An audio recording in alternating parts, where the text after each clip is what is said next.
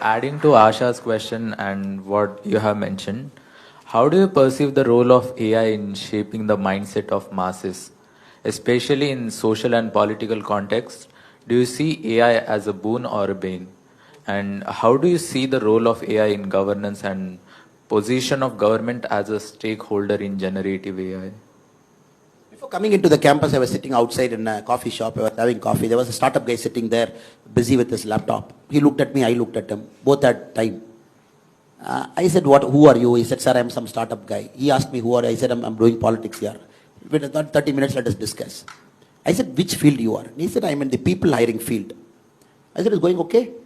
He said, no, sir, AI has disrupted everything, sir. Now all resumes are fake, sir. People write all beautiful things, and we are taking so much time to realize what is right and what is wrong. All statement of purpose, very fancy ones they write. It looks so believable, very emotional. And it just happened to me 30 minutes before, outside your campus, in the road across in the coffee shop. So 100% it is going to disrupt. Massive disruption is on. And let me go one step further. For a country like us, which is just getting into that orbit of high growth, because your second part of the question is about how the country AI disruption. And we are just warming up to get into that orbit of $10,000 per capita income. We are about $5,000 now. And we have an ambition to reach there. Now I'm going to read out the statistics for you. Since you are Max guys, I prepared something in my computer and came. And what is India's GDP now? So we are about 3.8 trillion, give or take a little bit million here and there, 3.8 trillion. So China's GDP is about 17.9 trillion today. I hope it is a true figure from China, because nobody knows what is the true figure. $17.9 trillion. And the Americans are somewhere around $37.8 trillion today. Americans are at 37.8. I'm getting the acknowledgement from the professor, which means my numbers are right. 3.8, 17 and 37 is the number we are looking. I was just calculating, when I go to IIT campus, these guys are going to make my country, our country, the developed country by 2047, correct? That is our goal. So I was thinking, how will you guys do it? So I did a simple mathematics calculation. If India is growing 13.5% from today, remember, no country has grown 13.5% for more than 2 years. If India is growing 13.5% today, for the next 25 years, compounded annual growth rate, CAGR, F30.5, next year 13.5. America is growing at 4% from today. 4%, 25 years. In 2047, we and US are equal. So you have to grow 13.5% every year. Americans have to grow at 4.5% every year. So that 2047, both sit at the same table and say, hello boss, both our economies are same. If we are growing at 13.5% today, for the next 2042 is what? Today in 2024, 18 years? Yeah, 18 years. Next 18 years, you are growing at 13.5%, 18 years, top. China is growing 4% next 18 years, top. Then you will say, hello boss, we are equal. Now, look at the challenge. Can you grow at 13.5%? Because 2047, we have kept a target of $38 trillion now. From 3.8, we have to reach 38 trillion. Traditional ways of business is 100% not going to give you 13.5. Max 7 right now. Do well with a good prime minister, good policy, 8.5. Country aligns in the political sphere. All state governments wants to be in the business mode and less politics and more governance. All states in India, maybe 9.5. Then more IITs churning out intelligent guys like you. You're not going to US, I'm assuming. You all stay in our country and you all stay in our country for the next 25 years. Do everything. 10.5. Correct? And China problem solved, Pakistan problem solved, everything solved. And there is no nuisance, political nuisance like me. Everybody is sober and everybody is good. 11.5. Correct? We are talking of 13.5. 2047 equal. So now you're talking of artificial intelligence disruption, 3D technology, traditional manufacturing practices going for a toss. Americans are telling no more buying from China. Next president, you have to manufacture in US. And you're like, hello boss, you manufacture in US, it will be costly. To hell with it, manufacture in US. If US starts back manufacturing in a big way with the Elon Musk and people of the world, if the Europe starts manufacturing within them and they don't want to get into this cost arbitrage, which China mastered for a long time, so you have to understand that is the world you are entering tomorrow morning. You are entering into the world, the Americans are very clear. You know for a fact, the next presidential elections in US, first time in America's history after 1776, the whites are going to be a minority. They're going to come down below 50%. So the brown skin and people like me, slightly more browner or black, whatever people call, and they are going to go above 50. Hispanics and Asians and everybody. The traditional whites, the Bible Belts, the Mormons, people inside, the so-called traditional whites, they're going below 50. It is scaring them. And next president election is going to be defined by this thing. Of course, two 83-year-old guys are fighting. So you never know, one guy is walking unsteadily, other guy is like, I still have energy left. It is going to be the oldest presidential election. But it is not going to be defined by who is more fitter among the two. You are 83-year-old, 80, come do arm wrestling. It is not that. The American electorate are going to say, look, I am scared. My country, first time I am going below 50%. My manufacturing is not there. I am not getting jobs. My per capita income is coming down. If you look at the groups, the Hispanics and the Asians, their per capita income is growing up because they are more hardworking. Maybe I am not hardworking, but I don't want to work hard. Their artificial intelligence is entering. You start to imagine, it is reshaping the global politics. It is reshaping the way people are voting. Countries are going far right in Europe. Far right. You have seen the current Danish Prime Minister speaking in the parliament. Have you seen the speech? His speech about Muslims, his speech about immigration. Did you see? My God. Different level. He's speaking that kind of language in a parliament because they are forced to go extreme right.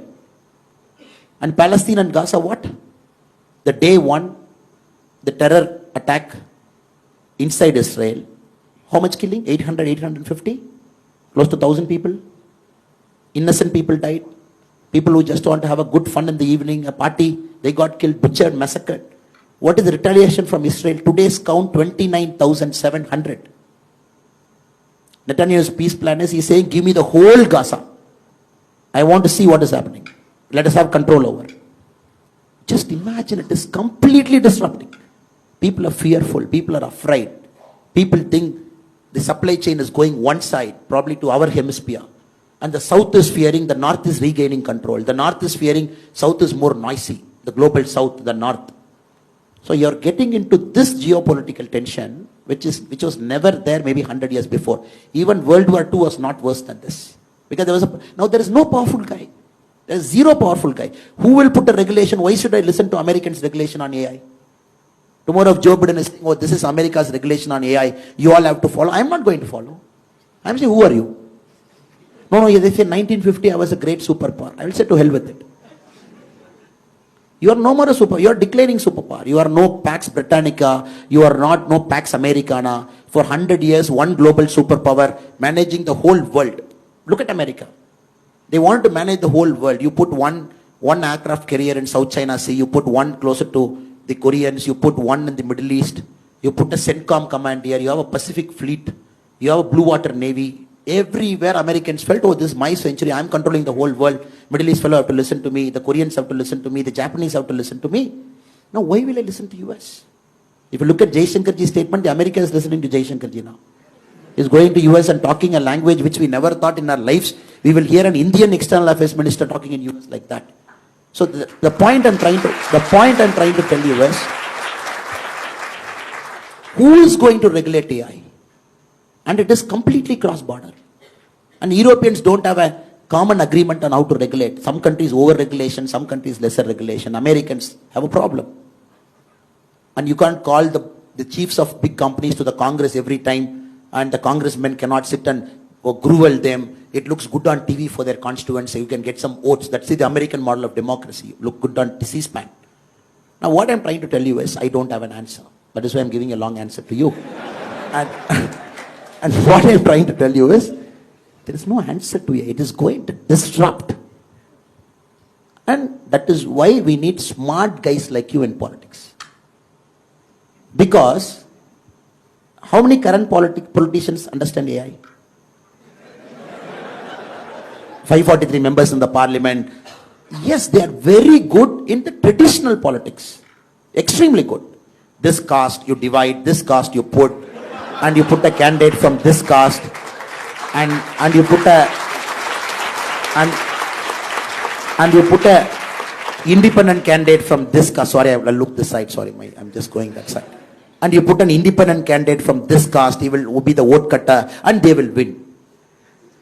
Now, unfortunately, fortunately for us, and unfortunately for a lot of people, Modi ji is rewriting the political equation. He's saying, oh, development. And he's talking Vikshit Bharat. He's saying 5 years this and all those things. So now the politics have to change. See, people sitting there in Delhi, not understanding technology, AI, deepfake, regulation. Over-regulation is a problem. You never know how to turn on that stove because dosa has to be pakka. It has to be correct thing. You have to just flip it and put it. Now regulation has to do that, right? You put over a thing, dosa will become black. Lesser it's uncooked, stomach pain. So I would only say, better guys should get into positions of power, guys of integrity like you, guys of intelligence like you, and understand 10 years from now how will it happen, 20 years from now what will shape up, how is the global demography changing, how is the geopolitical tension now. So Google is number one now, 10 years from now who will be number one? And you all know the chip, the AI, what is the AI background, what is the background for AI? Powerful chips drive AI, right? People say AI is not some bhuta or some something sitting somewhere in Norway and say, oh, I am AI here, hello, hi, hi. It is not that. It is some powerful chips manufactured in Hong Kong by TSMC, which manufactures 56% of the world's chip. And 60% Taiwan. Or a company situated in Netherlands which manufactures the mission for that chip. $100 million is one mission. And we are looking at nanometer now, sir. NM, we have got to 3 nm now, the chip design. 3 nm is the latest TSMC. I am really fearful. I am not hearing this conversation inside politics. I want to hear this conversation inside politics. I sit in many rooms. I sit in a lot of rooms. I want to hear this conversation. Oh, now it is locked. The company in Netherlands, the sole company in the world which supplies that mission to TSMC, to NVIDIA, it supplies to Samsung. And they have a monopoly for the next many, many years to buy only that mission which can write 3 nanometer chip now. And you are seeing there is a guy who is having that monopoly outside and who is going to have that AI monopoly in the next 10 years, 15 years, 20 years. And I fear that we are going to get loose out. And that is why our government talks semiconductor, manufacturing, bring it, chips. And I don't see the language of an MLA or MP who doesn't even understand what is happening. Something happening in Taiwan is going to have a repercussion in IIT Chennai. So sorry for the long answer, but the short and sweet answer is, we need intelligence guys like you with integrity to come into the playing field and don't be a spectator outside. And to see, oh, these guys will regulate, 543 guys in parliament will tell me how to run my startup, let me run my startup like that. No, you have to be there to tell people of your generation, to tell them, hello boss, I am with you. I understand your problem. I am in the political field. Let us try and work out a solution. And we are not here to harm you as a government. And 13.5% growth for 25 years, sir. Is it possible? Unless you disrupt the whole mindset of our country. You got to have highways, you got to have, we have 41 Vande Bharat trains. We have to make it 500. The first bullet trail, 2026, it is going to fly. But we need 15 bullet trails. We have 149 airports, we need 300. We got to find inland waterways, movement of goods. You don't disrupt this. I don't think 13.5% is possible. And no, then you might tell me, no, sir, let us do after 2047. Why are you in a hurry? Let us grow only at 9%. Why do you want to come to IIT Chennai and raise our heart pressure to say 13.5%? Sir, what is this? You yourself said 7%. When a person like Modi ji comes, 8.5%. When all governments behave like Modi ji, it is 10%. When IIT guys don't go to America, they stay here 11%. You yourself said all those things. Now you're saying 13.5. Brother and sister, we will become old in 2047. Nigerians will come. You know what Nigeria is doing now to the world? They are just warming up. They are no more that third world country sitting in Africa. Their democracy is getting stabilizing. And once schools come, colleges come, Nigeria gets a seat in the United Nations table when the UN gets reformed. How can you say the most populous country of Africa, I don't give you a seat in the table, wait outside? How will you say a country of 142 crore people, reforms will come? India will be a permanent member. It's a matter of time. It's geopolitics. It's geopolitics. And reforms have to happen.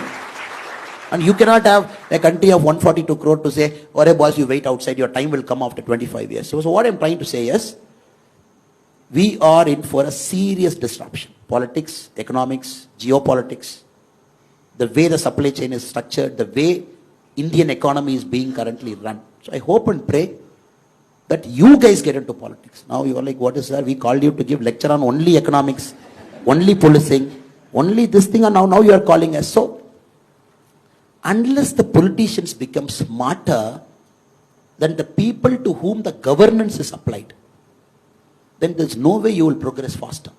So I hope and pray that we all together will solve the AI challenge.